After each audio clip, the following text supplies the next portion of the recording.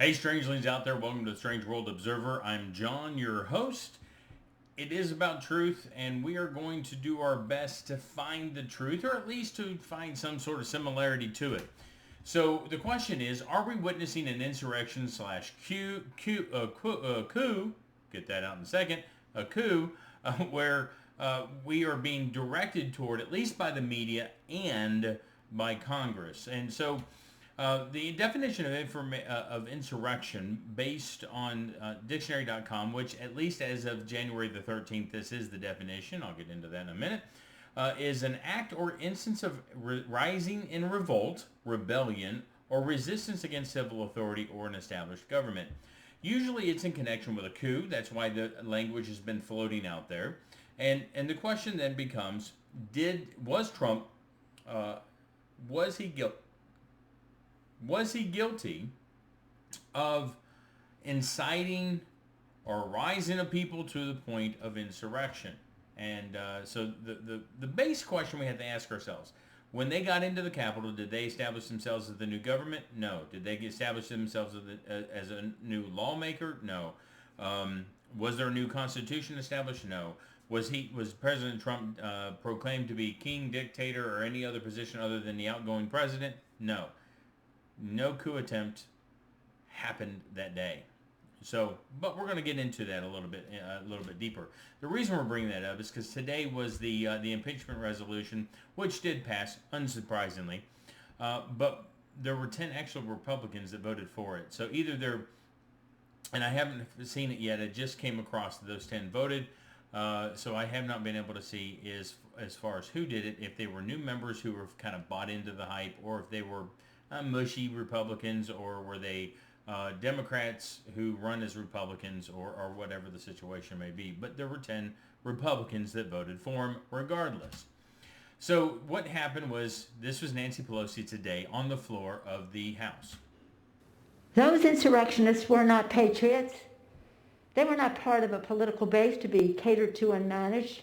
They were domestic terrorists, and justice must prevail.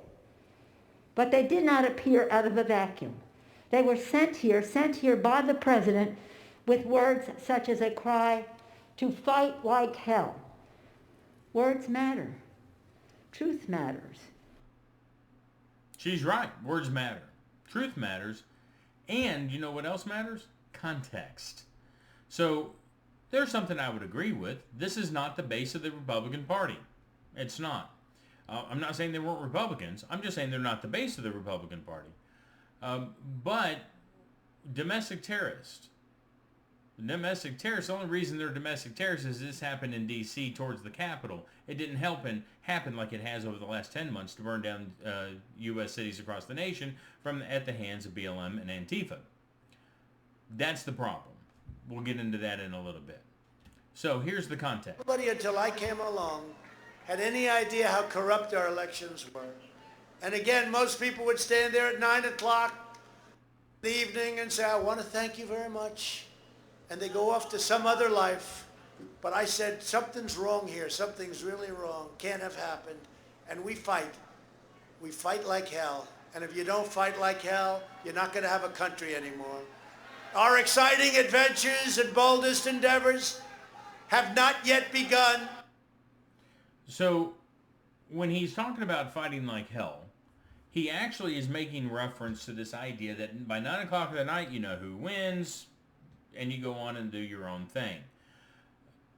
He's been fighting through the court system. Now, there has been a disconnect between him talking about fraud and fraud to a scale in his very Queen's brogue that this idea of everything is huge and extraordinary, but that there's been so much fraud everywhere.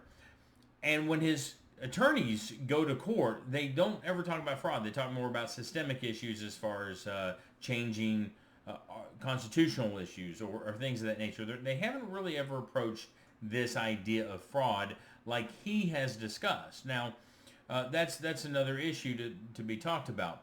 But again, the context in which he says those words in his 1 hour and 13-minute speech is not that they need to go forth and do that, but that he's been doing it.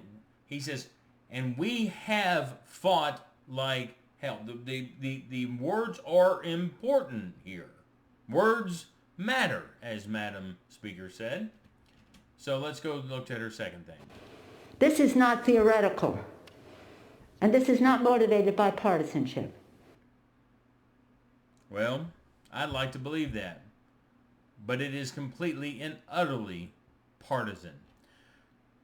Shortly thereafter, the storming of the Capitol, the news media and major politicians, to include Joe Biden, started playing the race card and playing identity politics with this issue. That shows you right there, this is a political and partisan issue. This whole impeachment thing is a larger partisan issue. We also have AOC that goes out on the circuit and says nearly half of the Congress almost died that day. No, nearly half the Congress did not almost die that day. There were deaths, tragic as it were. The event should have never happened. They should have never stormed the Capitol. They should have never broke into the Capitol. They should have never destroyed anything in there. They should have never been shot at because they should have never been there. And any injuries to any Capitol Hill police should have never happened because they should have not been in there. Let's all make sure we understand. The people who went into the Capitol should have never been in there. And what happened, resulting in death, was a tragedy. It was absolutely tragic what happened in those situations. And our hearts go out to those who died.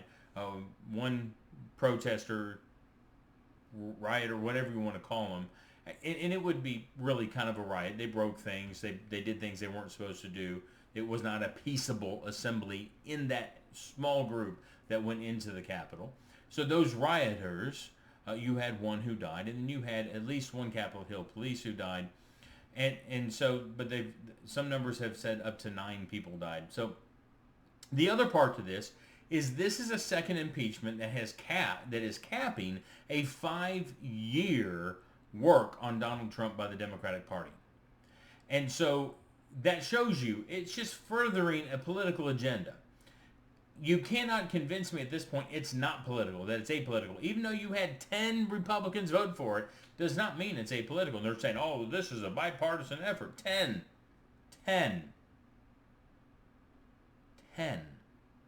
voted for this that were Republicans. And they may be new congressmen. They could be people who've succumbed to pressure. They could be Democrats who run as Republicans. They could be any number of things that are out there. I don't know. But what I can tell you is it's not like this is 100 Republican congressmen voted for this out of the 200 that they have. 10. So we go on our democracy. And after this, we're going to walk down, and I'll be there with you. We're going to walk down. We're going to walk down. Anyone you want, but I think right here, we're going to walk down to the Capitol.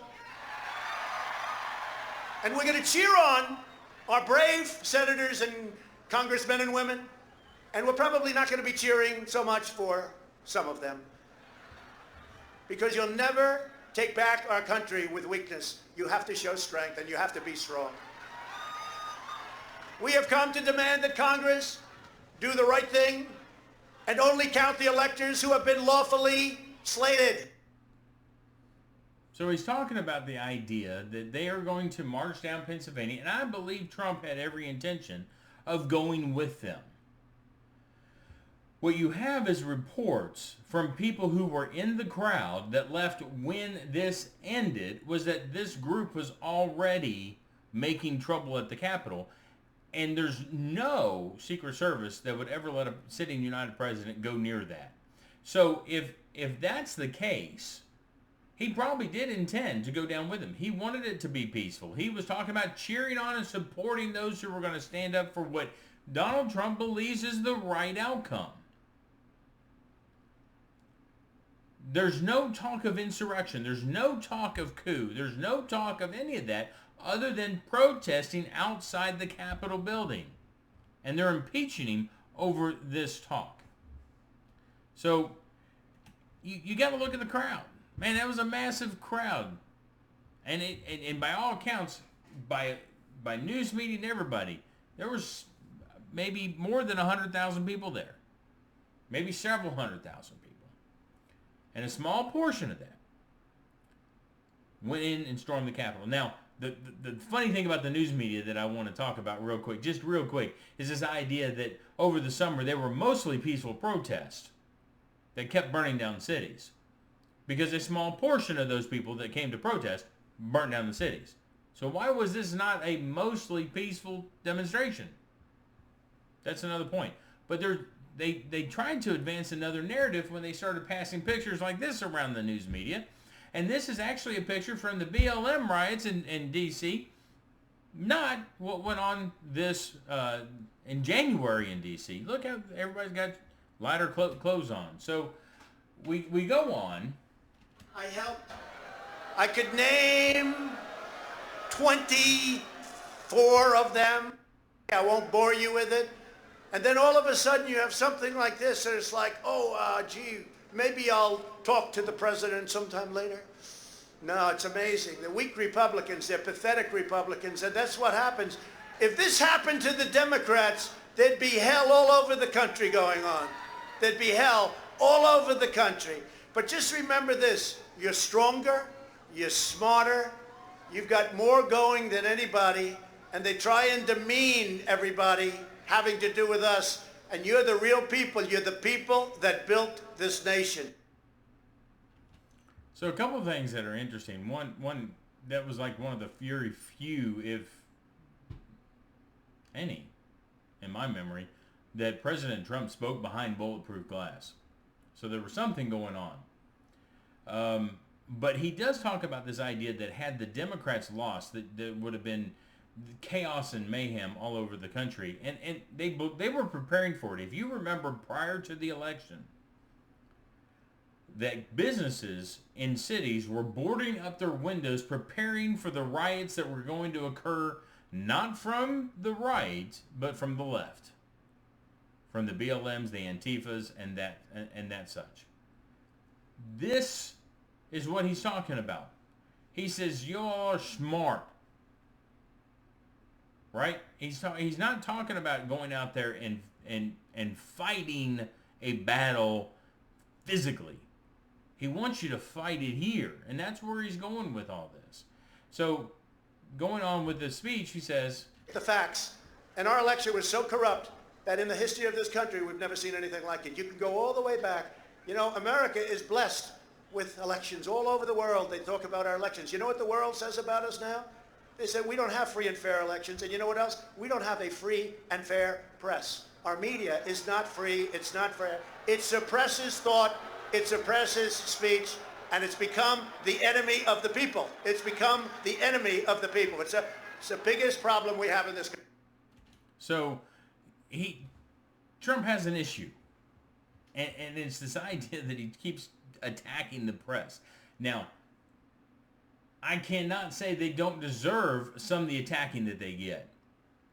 But press isn't an enemy of the people. It's a propaganda machine for half of the people. And for that is the Democrat half of the people in the United States. They suppress stories about Hunter and Joe Biden in October, about this whole China thing and all this money that was being made, the laptop issue, all this stuff. They suppressed it. They suppressed it in big tech. They suppressed it in other places because they're all in this together on the Democratic side of the aisle. That's why they support one another and they go forward that way. So yeah, he does speak a little hyperbole, saying that they're the enemy of the American people. They're just very pro-Democrat. They're very, very propagandist. I'm surprised not every single one of them has the word "pravda" on it. Which is, truth in Russian. But anyway, so if he's guilty, there's a lot of other people that need to be in trouble right now.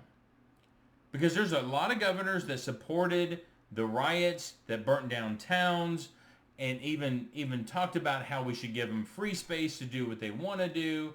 how we should allow this to go on, how AOC turns out and says that they shouldn't stop, how Maxine Waters continued to say things that were at the very beginning anyway.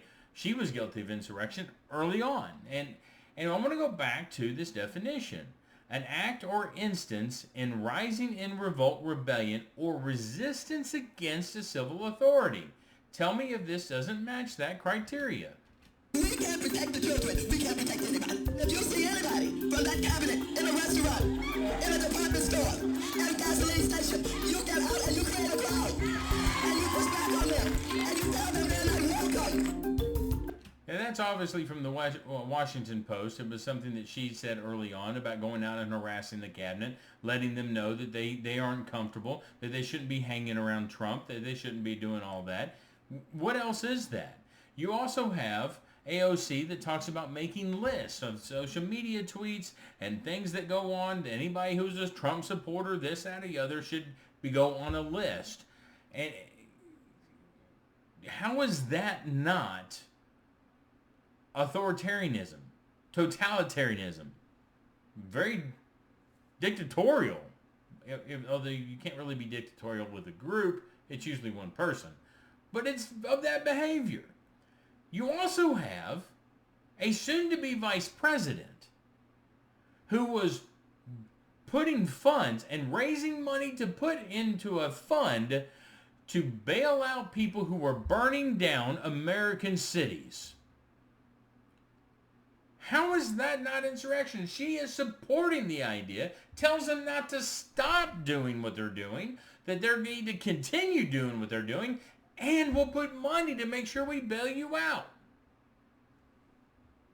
Trump says to go down to Capitol Hill and peacefully protest, and he's being impeached?